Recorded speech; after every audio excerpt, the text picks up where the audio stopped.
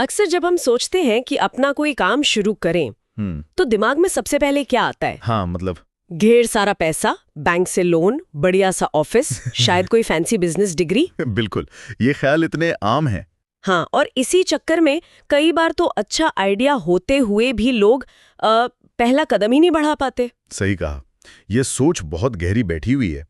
हमें जैसे सिखाया ही यही गया है कि बिजनेस मतलब बड़ा निवेश। हाँ, और वो जटिल बिजनेस प्लान्स, फॉर्मल क्वालिफिकेशंस, ये सब मिलकर एक ऐसा पहाड़ जैसा खड़ा कर देते हैं कि कई लोगों के लिए उसे पार करना नामुमकिन सा लगता है। और यही धारणा शायद उद्यमशीलता को कुछ खास लोगों तक ही सीमित कर देती है। हाँ बिल्कुल।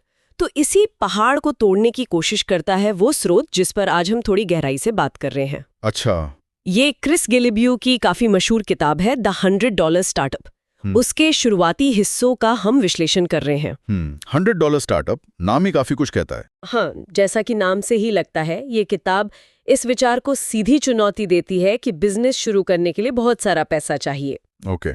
इसका दावा है कि लगभग 8,000 रुपए यानी करीब $100 जैसी छोटी रकम से भी एक सफल बिजनेस खड़ा किया जा सकता है। सिर्फ $100 है? ये तो काफी क्रांतिकारी विचार लगता है पारंपरिक सोच के मुकाबले। बिल्कुल। तो आज की हमारी इस पड़ताल का मकसद यही है, इस स्रोत से समझना कि एक कम लागत वाला मॉडल आखिर है क्या, ये काम कैसे करता है, और ये उस पारंपरिक बिजनेस सोच से कितना अलग है। हाँ बिल्कुल। और देखिए, क्रिस गिल्ब्यू की ये किताब सिर्फ कोई थ्योरी नहीं है, ये असल में दुनिया भर के उन लोगों के वास्तविक उदाहरणों पर आधारित है जिन्होंने सच में ऐसा कर दिखाया है। अच्छा, मतलब रियल लाइफ स्टोरीज हैं इसमें। हाँ बिल्कुल, और इसने वाकई एक तरह का आंदोलन सा खड़ा किया है।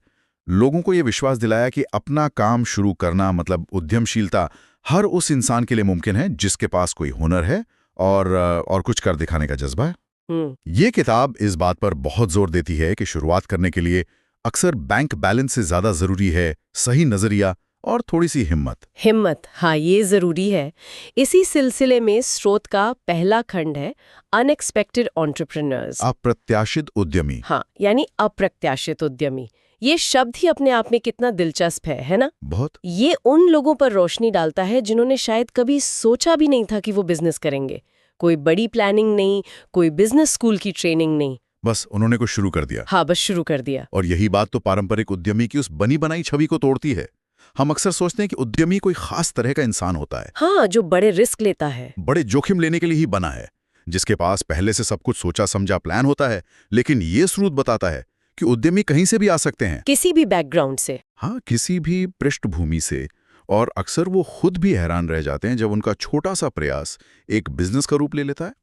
ये अप्रत्याशित वाला पहलू ही इसे ज्यादा भरोसेमंद और वास्तविक बनाता है। तो अगर बहुत सारा पैसा, फैंसी डिग्री या लंबा चौड़ा प्लान जरूरी नहीं है, तो फिर मतलब आखिर चाहिए क्या? हाँ, ये बड़ा सवाल है। स्रोत के अनुसार क्रिस गिल्ब्यू 3 मुख्य चीजों पर जोर देते हैं। पहली, आपके पास कोई हुनर या क्षमता होनी चाहिए, कोई स्किल। हाँ, कोई ऐसा काम जो आप करना जानते हैं और जो दूसरों के लिए उपयोगी हो सकता है। और यहाँ हुनर का मतलब सिर्फ वो पारंपरिक स्किल्स नहीं है जैसे प्रोग्रामिंग या डिजाइनिंग। अच्छा। स्रोत इस दायरे को काफी बड़ा करता है। ये कोई शौक हो सकता है जैसे अच्छा खाना बनाना, हाँ, या गार्डनिंग करना, बागवानी करना, लोगों को सलाह देना या चीजों को ऑर्गेनाइज करना। महत्वपूर्ण ये है कि वो हुनर ऐसा हो जिसे दूसरे लोग वैल्यू दें, मतलब जिसके लिए वो पैसे देने को तैयार हों। हाँ बिल्कुल, जिसके लिए वो पैसे खर्च करने को तैयार हों। कई बार हम अपने छोटे छोटे हुनर को नज़रअंदाज कर देते हैं ये सोचकर कि ये बिजनेस के लायक नहीं है। ये बात तो सही है। अच्छा, तो ये हुई पहली जरूरत। दूसरी क्या है? दूसरी जरूरत है एक ऐसा उत्पाद या सेवा जो लोगों की किसी असली समस्या का समाधान करे, हाँ, या उनकी कोई जरूरत पूरी करे। सिर्फ हुनर होना ही काफी नहीं है, उसे किसी काम का होना चाहिए, है ना? बिल्कुल सही। ये बिजनेस का एकदम मूल तत्व है, वैल्यू एक्सचेंज, मूल्य का आदान प्रदान। स्रोत इस बात पर बल देता है कि सबसे सफल छोटे बिजनेस अक्सर किसी स्पष्ट जरूरत को पूरा करते हैं। और वो जरूरत बहुत बड़ी या जटिल हो, ये जरूरी नहीं। नहीं, बिल्कुल जरूरी नहीं। कई बार ये बहुत साधारण सी चीज हो सकती है जिसे लोग नजरअंदाज कर रहे हों। यहाँ फोकस इस बात पर है कि आप दूसरों की जिंदगी में क्या पॉजिटिव बदलाव ला रहे हैं, चाहे वो छोटा ही क्यों ना हो। तो ये समस्या समाधान वाला नजरिया ज्यादा महत्वपूर्ण है, प्रोडक्ट बनाने से भी ज्यादा महत्वपूर्ण। ओके। और तीसरी चीज जो शायद सबसे अहम है, हाँ। शुरुआत करने की थोड़ी सी हिम्मत। हिम्मत। हुनर भी है, जरूरत भी दिख रही है, लेकिन अगर वो पहला कदम उठाने की हिम्मत ही नहीं जुटाई तो सब धरा का धरा रह जाता है। ये हिम्मत वाला तत्व अक्सर बहुत कम मांगा जाता है। क्रिस गुल्ब्यू इसे एक्शन बायस कहते हैं। एक्शन बायस। हाँ, यानी सोचने विचारने से ज्यादा करने पर जोर देना।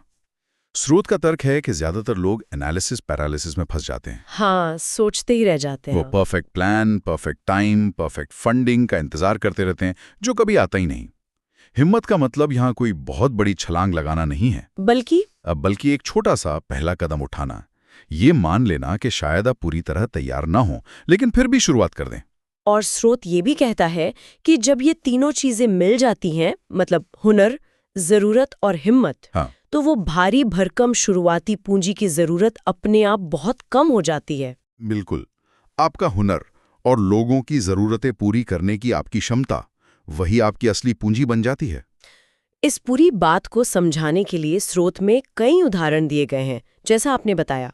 लेकिन एक कहानी मुझे काफी असरदार लगी। बताइए।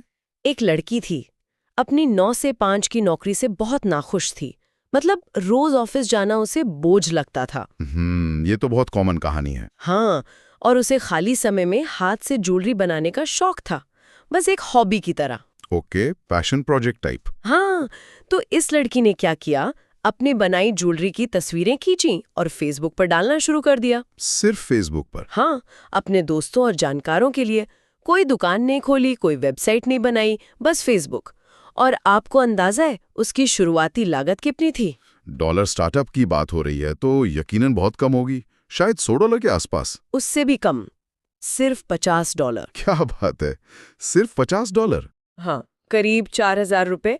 उसने बस ज्वेलरी बनाने का जो जरूरी सामान होता है वो खरीदा, और कमाल की बात ये कि कुछ ही महीनों के अंदर हाँ। वो अपनी फेसबुक बिक्री से इतना कमाने लगी कि उसने अपनी वो नापसंद नौकरी छोड़ दी। वाह, ये तो वाकई कमाल है। स्रोत उसे अप्रत्याशित उद्यमी का एक सटीक उदाहरण मानता है। उसने कोई बिजनेस प्लान नहीं बनाया था, बस अपने शौक को लोगों के साथ शेयर किया और वो एक बिजनेस बन गया। इस कहानी का अगर हम विश्लेषण करें ना, तो इसमें कई दिलचस्प परतें हैं। जैसे?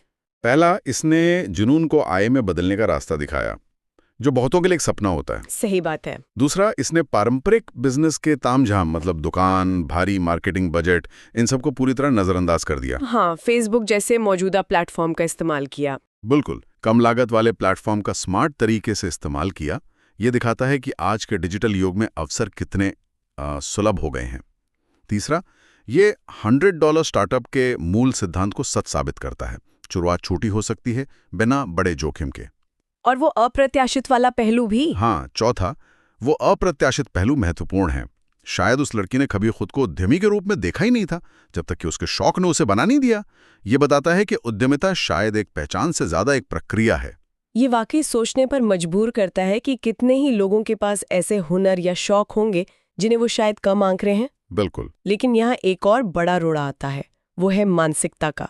ज्यादातर लोग बिजनेस शुरू करने को एक बहुत बड़े रिस्क की तरह देखते हैं। डर लगता है। हाँ, डर लगता है कि अगर फेल हो गए तो, पैसा डूब गया तो, इज्जत का क्या होगा। और ये डर वास्तविक है, इसे नजरअंदाज नहीं किया जा सकता। परंपरागत बिजनेस मॉडल में अक्सर विफलता को बहुत नकारात्मक रूप से देखा जाता है। लाखों का निवेश, सालों की मेहनत, सब दांव पर लगा होता है। पर क्रिस गुल्ब्यू और ये स्रोत एक बिल्कुल अलग नजरिया पेश करते हैं। हाँ। वो कहते हैं कि असली जोखिम शायद बिजनेस शुरू करने में है ही नहीं। तो फिर किस में है? असली जोखिम है अपनी पूरी जिंदगी एक ऐसी नौकरी या स्थिति में बिता देने में जिससे आप नफरत करते हैं, जो आपको रोजाना मतलब अंदर से खोखला करती है। हाँ, और स्रोत का तर्क है कि बिजनेस को एक भारी भरकम, जिंदगी बदल देने वाले फैसले की तरह नहीं, बल्कि उसे एक प्रयोग, एक एक्सपेरिमेंट की तरह देखना चाहिए। प्रयोग, ये शब्द मुझे बहुत पसंद आया। हाँ, ये प्रयोग वाली मानसिकता ही शायद इस किताब का सबसे शक्तिशाली विचार है। इसका मतलब क्या है, थोड़ा और समझाएंगे? इसका मतलब है कि आप अपनी पूरी जमा पूंजी या भविष्य दांव पर नहीं लगा रहे। आप एक छोटा सा आइडिया लेते हैं, उसे बहुत कम लागत और कम समय में आजमाते हैं, टेस्ट करते हैं, देखते हैं कि बाजार में यानी असली लोगों के बीच उसकी क्या प्रतिक्रिया है। क्या लोगों को उसमें दिलचस्पी है? क्या वो उसके लिए पैसे देने को तैयार है? बिल्कुल। अगर हाँ, तो आप उस प्रयोग को थोड़ा और बढ़ाते हैं, धीरे धीरे सीखते हैं और सुधारते जाते हैं। और अगर वो प्रयोग काम नहीं करता तो मान लीजिए फेल हो गया। तो भी आपने बहुत कुछ खोया नहीं है, क्योंकि शुरुआत छोटी थी, लागत कम थी, तो नुकसान भी सीमित होता है। सही। और सबसे महत्वपूर्ण बात, आपने उस असफल प्रयोग से भी बहुत कुछ सीखा, बाजार के बारे में, ग्राहकों की पसंद के बारे में, अपने आइडिया की कमियों के बारे में। तो वो सीख आपको अगले प्रयोग के लिए बेहतर तैयार करती है। एकदम सही। ये उस पारंपरिक बड़ा सोचो या घर जाओ वाली सोच के बिल्कुल उलट है। हाँ, जहाँ पहली बार में ही बड़ी सफलता का दबाव होता है और असफलता को एक कलंक माना जाता है। ये प्रयोग वाला नजरिया ज्यादा लचीला है, कम डरावना है और सीखने की प्रक्रिया को केंद्र में रखता है। तो ये जोखिम को खत्म नहीं करता, लेकिन उसे मैनेजेबल बना देता है। हाँ, उसे प्रबंधनीय बना देता है। ये मानसिकता तो ठीक है, सुनने में अच्छा लगता है, दबाव भी कम होता है, लेकिन लोगों के मन में फिर सवाल आता है कि ठीक है, प्रयोग करना है, पर शुरू कहाँ से करें? पहला कदम क्या हो? हाँ, पहला कदम क्या हो? क्या स्रोत इस पर भी कुछ प्रैक्टिकल सलाह देता है? हाँ बिल्कुल। ये किताब सिर्फ फिलॉसफी नहीं देती, बल्कि ठोस एक्शन प्लान भी सुझाती है। ये मानती है कि सबसे मुश्किल काम अक्सर शुरुआत करना ही होता है। बात तो सही है। इसलिए ये कुछ बहुत ही सरल, करने लायक कदम बताती है। अच्छा, तो पहला कदम क्या है? पहला कदम है, एक कागज और कलम लेकर बैठें ठीक है। और उन सारे कामों या हुनर की लिस्ट बनाएं जो आपको आते हैं, कुछ भी, बड़ा या छोटा। अच्छा, जिसके लिए आपको लगता है कि कोई आपको पैसे दे सकता है। इसमें वो चीजें भी शामिल करें जो आपको जैसे स्वाभाविक रूप से आती हैं और जिन्हें आप शायद हुनर मानते भी ना हो। ये आत्ममंथन जैसा हुआ। हाँ, ये बहुत जरूरी है। स्रोत कहता है कि अक्सर हम अपने सबसे मूल्यवान हुनर को पहचान ही नहीं पाते, क्योंकि वो हमारे लिए बहुत सहज होते हैं। दूसरों से पूछना भी मदद कर सकता है शायद। हाँ बिल्कुल, दूसरों से पूछना भी यहाँ मददगार हो सकता है कि वो आप में क्या खास देखते हैं। ये लिस्ट आपकी संभावित पूंजी है। ओके, हुनर की लिस्ट बन गई। अब दूसरा कदम है अपने आसपास के लोगों से बात करना। दोस्त, रिश्तेदार, सहकर्मी। ठीक है। उनसे उनकी रोजमर्रा की जिंदगी की परेशानियों, चुनौतियों या अधूरी इच्छाओं के बारे में पूछें। ध्यान से सुने कि उन्हें क्या चीज परेशान करती है, किस काम के लिए उनके पास समय नहीं है, या वो क्या बेहतर चाहते हैं। ये तो मार्केट रिसर्च का सबसे सरल तरीका हुआ। हाँ, और सबसे सीधा, बजाय इसके कि आप कमरे में बैठकर अंदाजा लगाएं कि लोगों को क्या चाहिए, आप सीधे उनसे पूछ रहे हैं। और यहाँ लक्ष्य क्या है? यहाँ लक्ष्य है अपने हुनर और लोगों की वास्तविक जरूरतों के बीच एक पुल बनाना। क्या आपकी लिस्ट में से कोई हुनर उनकी किसी समस्या का समाधान कर सकता है? समझ गई। हुनर पहचाना, जरूरत समझिए। अब तीसरा कदम, जो शायद सबसे महत्वपूर्ण है। छोटी शुरुआत करें। छोटी शुरुआत। हाँ, स्रोत कहता है कि अपने किसी एक हुनर और पहचानी गई जरूरत के मेल से सिर्फ 500 से 1000 रुपए जैसी छोटी सी रकम लगाकर। इतनी कम? हाँ, इतनी कम रकम लगाकर कोई छोटा सा उत्पाद बनाकर देखें या कोई सेवा ऑफर करें। बस पहला प्रयोग लॉन्च कर दें, परफेक्ट होने का इंतजार ना करें। वाह, ये 3 कदम तो वाकई बहुत व्यवहारिक लगते हैं। हाँ, व्यवहारिक इसलिए हैं क्योंकि इनमें से किसी के लिए भी बड़ी पूंजी, बाहरी मदद या जटिल योजना की जरूरत नहीं है। पहला कदम, हुनर पहचानना, वो तो पूरी तरह अपने हाथ में है। दूसरा कदम, लोगों से बात करना, आपको सीधे आपके संभावित ग्राहकों से जोड़ता है और आपके अनुमानों को टेस्ट करता है। हाँ, वास्तविकता की कसौटी पर कसता है।